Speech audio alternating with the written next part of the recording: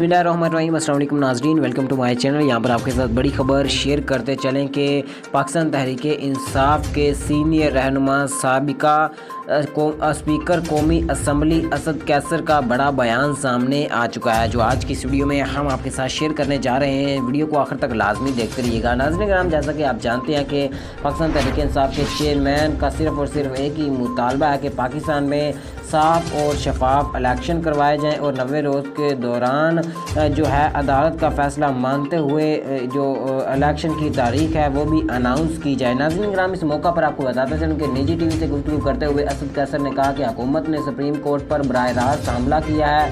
हुकूमत ने जो कानून साजी की है इस पर बात हो सकती है। कानून साजी का ये वक्त बददियानती को जाहिर करता है, जबकि हुकूमत की ये कानून साजी नवाज शरीफ को रिलीफ देने के लिए है।